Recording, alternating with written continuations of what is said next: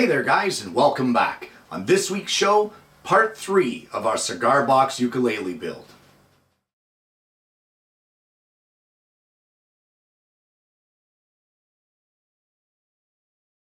When we left the show last week, we had just finished painting the interior and the inside cuts of our soundboard hole and making a piezo sandwich.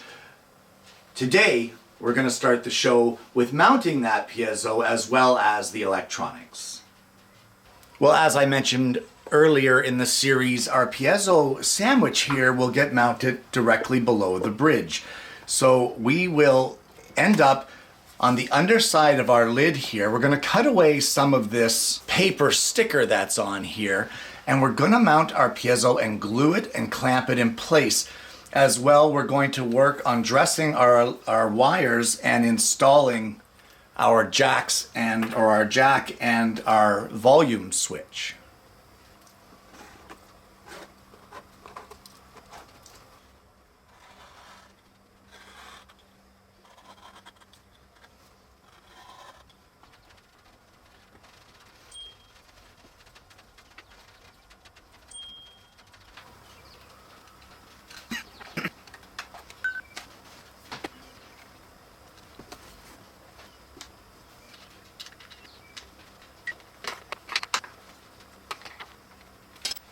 And we're just going to use some adhesive cable tie mounts that came with the piezos to tidy up the wiring here and just make it so that everything stays all tucked into the back here instead of, you know, in the way of the sound hole so that you can't see any of the wiring. I've actually used the adhesive mount as well as 2 small number 4 screws. I don't really trust that adhesive mount, and I think that it's going to end up letting go at some point in time, and I don't think I'd like to see that happen because I'm not going to have any access in here after this.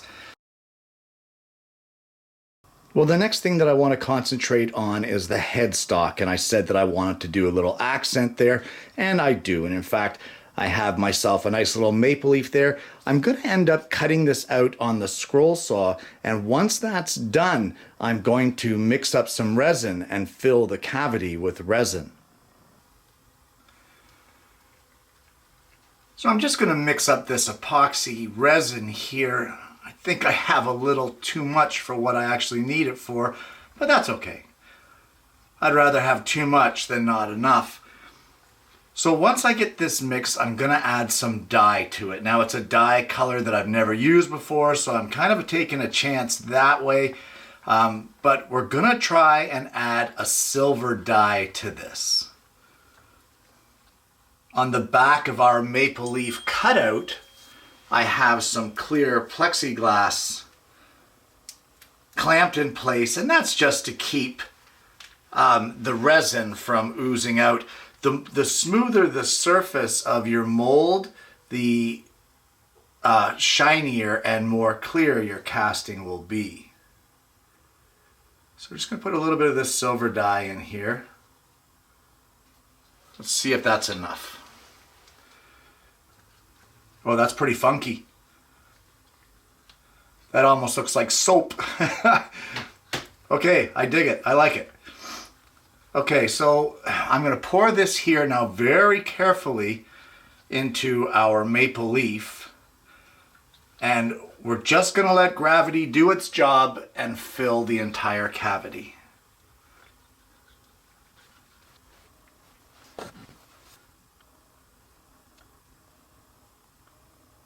Just going to stop it there and let it flow.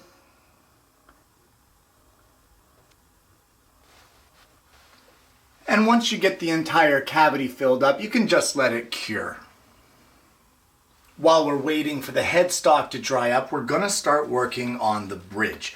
And I have a 3/8 inch thick piece of walnut here. And the first thing that I need to do is route out a recess for the saddle. So for my saddle, I need a groove that is going to be 2 1/8 inches long. It'll be 3/32 wide, and I'm thinking I might make it 3/16 deep.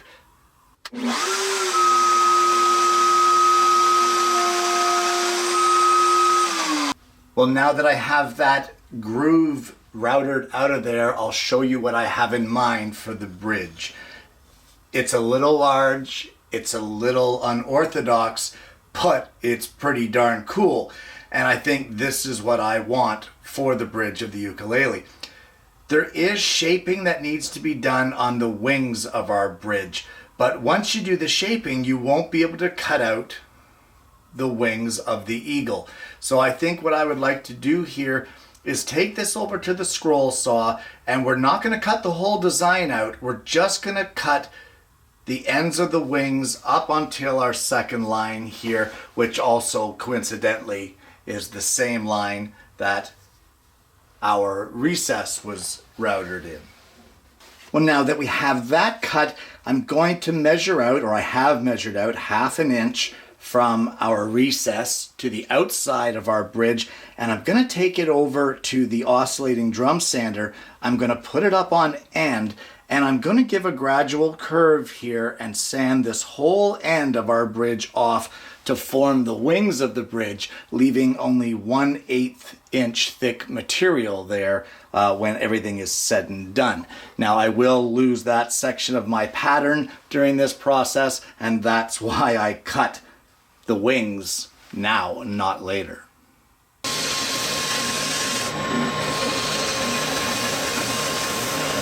And there we have that section of the bridge shaped. Hopefully you can see the thinner wings of material here. That'll get a final sanding afterwards. But for now, the next thing that we need to do is we need to head back over to the router table, and right across this line here, we need to put another 1/16 of an inch groove in our bridge. I'm going to place it 5/16 of an inch below where we placed for our saddle. And we will run that right across. I'm thinking that I'm going to make it 3/16 of an inch deep, maybe even a little deeper.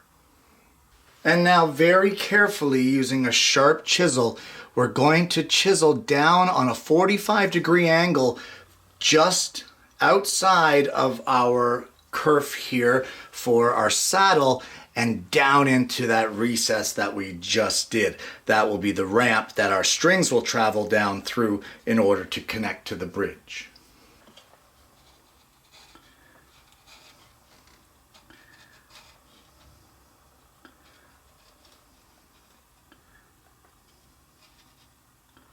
Well, I have my fence set so that it's drilling in the center of our 3/8 thick bridge.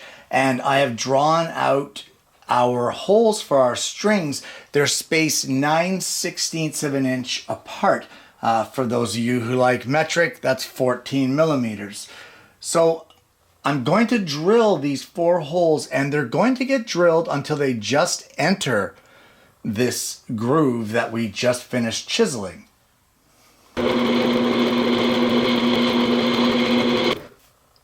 So with one done, I'm going to drill the other 4, and then I'll come back and I'll see you.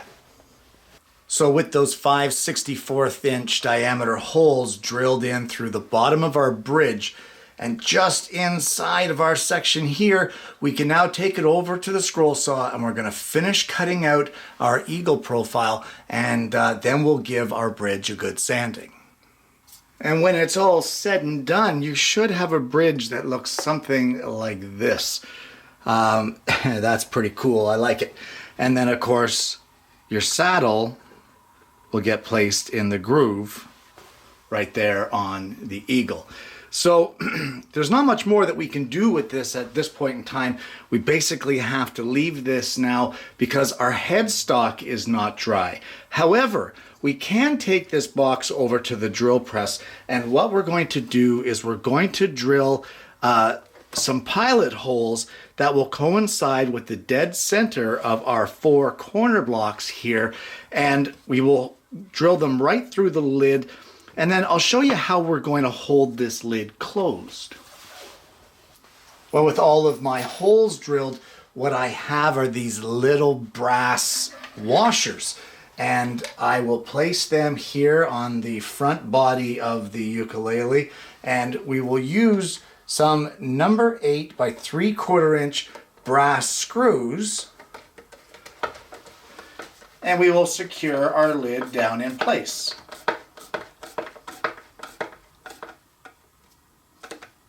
Just like that. Now we will have to take these out eventually when we attach our neck, but there's really not much that we can do with that. Also, there will be some glue placed around to also aid in holding this down, and the screws are just both an added design feature and helps to take the stress off the glue joint.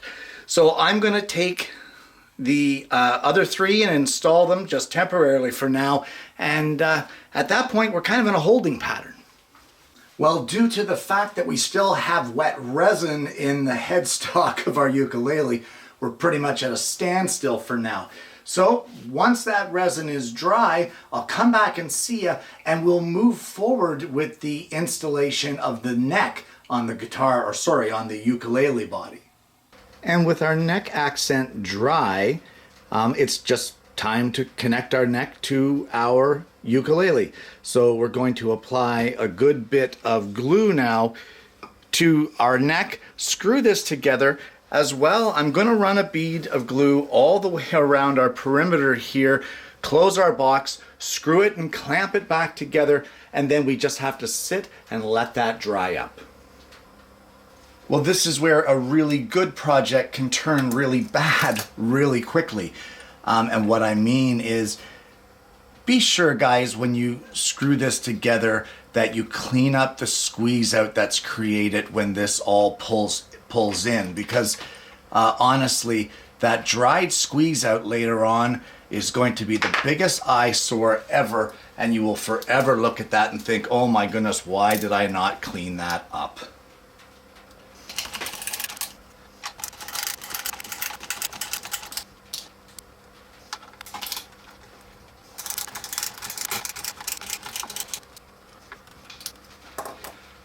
And we'll clean up our squeeze out and let this dry. And now we'll just seal up our box. I will point out that before I seal this, I did take it in and test the Piezo Pickup one more time with the amplifier, and it's working just fine. This is not the point in time to find out that something went wrong with your piezo and it suddenly doesn't work. Well, it's now time to attach our fretboard onto our ukulele. And we want to make sure that we leave enough room at the top for the nut to be installed, just like that. And once we're happy with the position of everything, we're going to clamp it in place and then mark around our box. We're going to be removing the sticker again underneath our fretboard so that we get a good connection there. And it's just a matter of gluing it in place, and again, I can't stress enough to clean up your squeeze out once you get it clamped down.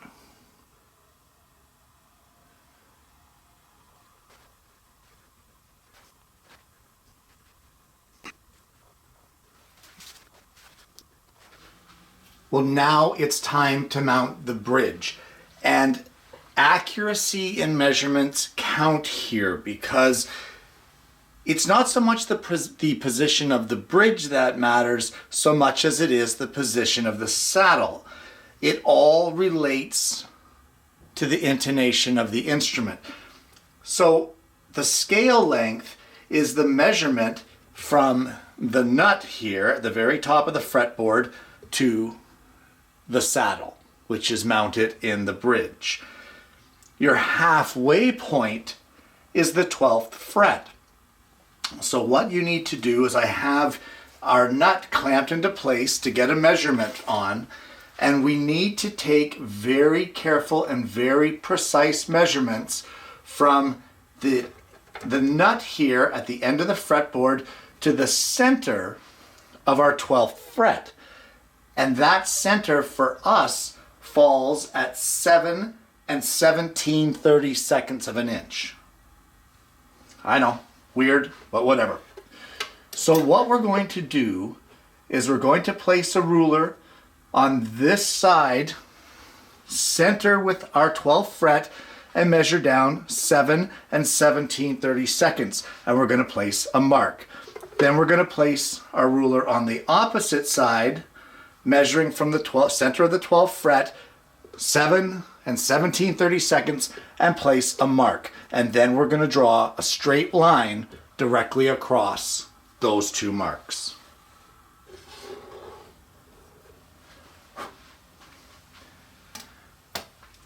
And that line, my friends, represents the center of your saddle.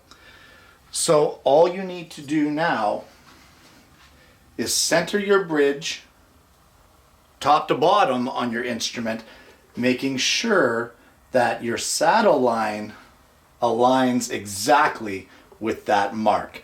And then we can move on from there. Once you are absolutely sure of your bridge placement, clamp it right there in place, and then we're going to head over to the drill press. So our next step is to very carefully drill a 3/32 hole in the same groove that we routed out for our saddle.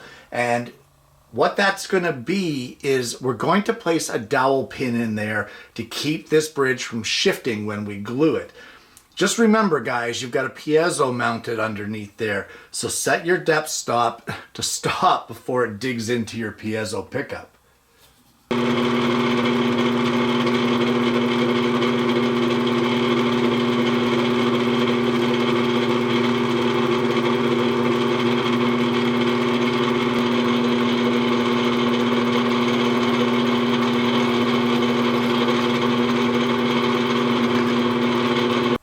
Now we're going to be cutting away some of the paper here as well, like we have in several of the other steps. So we're just going to mark out an area here that we need to cut out.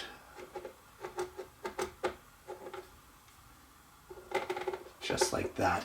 And we will take our 3/32 rod. Now if you don't have 3/32 rod, you could use nails, whatever you like. It's just to keep it held in place until the glue sets.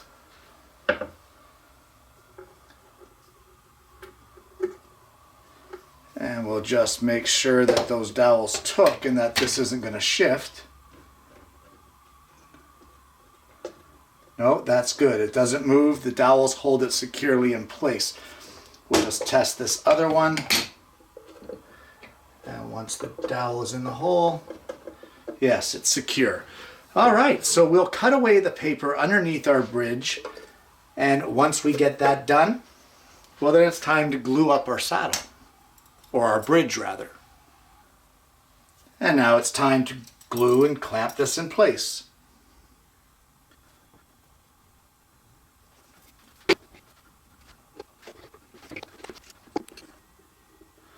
Now before this glue gets set, you want to double check your measurements. Once you're happy with them, you want to get in there and clean up the squeeze out that's coming out from underneath the bridge.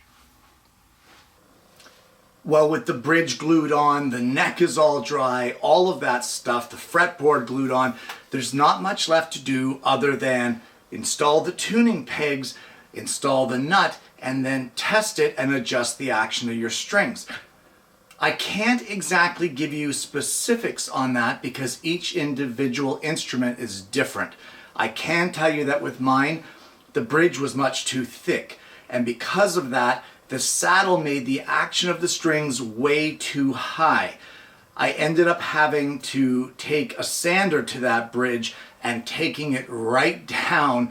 I probably took about a 3/16 of an inch off of that bridge itself, and then used a router plane with a 3/32 blade and dug that saddle hole or the saddle dado groove quite a bit deeper so that I could get the action that I want. For mine, I prefer the action on the strings at the 12th fret to be between 2.5 and 3 millimeters. For those of you like me that like to use imperial measurements, that's about 7/64 of an inch. So it takes a bit of adjustment, and I will tell you to take your time. Make sure that when you're sanding the bridge and cutting or digging or planing or whatever you want to call it, the groove for the saddle, you're doing it evenly, that you're not having one side lower than the other. It's imperative to the intonation of the instrument. It's also imperative to the action on the strings. I also can't show you how to mount the tuning pegs because I don't know what kind you're using. You may be using different ones than what I am.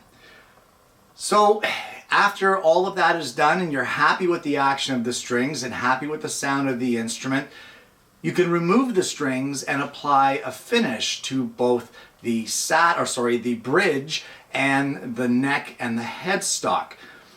For me, it was several coats of varnish followed by sanding in between each coat and then one final coat to finish it off. I think in total it was 4 coats. So I guess the thing we need to ask ourselves at this point in time is, how does it sound?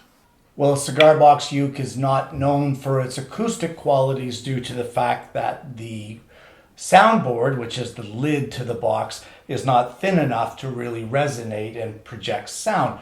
However, it does have quite it's a soft acoustic sound, but I didn't make it to be acoustic.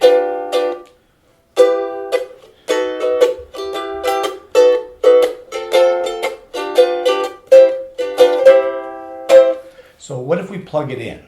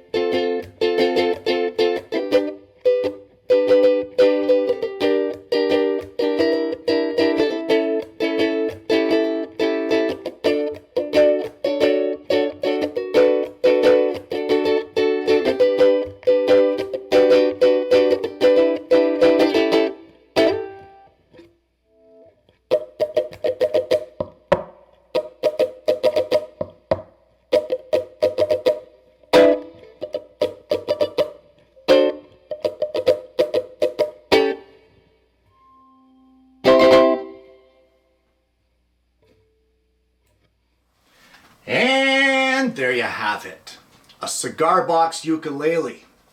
Guys, I've added a few more accents to this project, as in the corners I have placed brass corner accents on there for several reasons. 1, to make it look good, and 2, to protect the corners of that cigar box from the bumps and bangs of normal use. I will be installing strap buttons on this. Believe it or not, it's a heavier instrument due to all the wood that's in the body and the cigar box itself. It is not well balanced because of that, but that is the nature of a cigar box ukulele. The neck doesn't weigh much. This one here is a concert size, and if I had my preference, I would prefer a tenor, and I may still build a tenor. In fact, I'm looking into it. If you guys would like to see that tenor build, you can let me know in the comments below. That one I will be making the neck and the bridge and everything myself. I will not be purchasing anything for that one.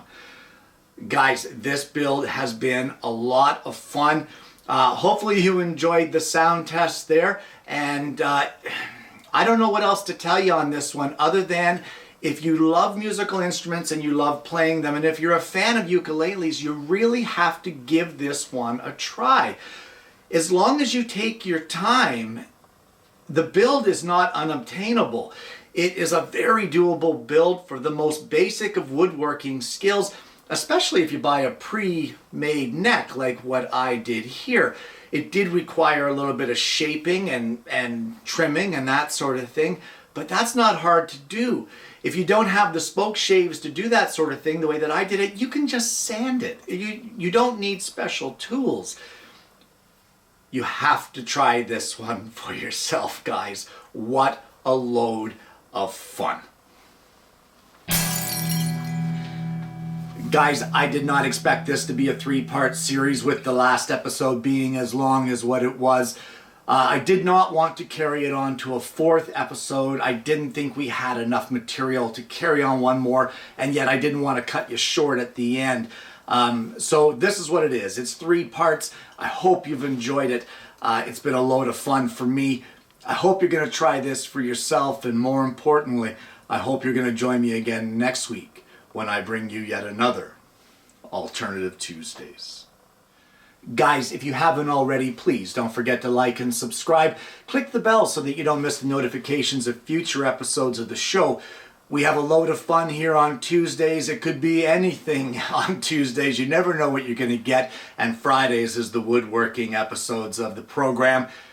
I hope you're going to join me for that, guys, and I'll see you next week.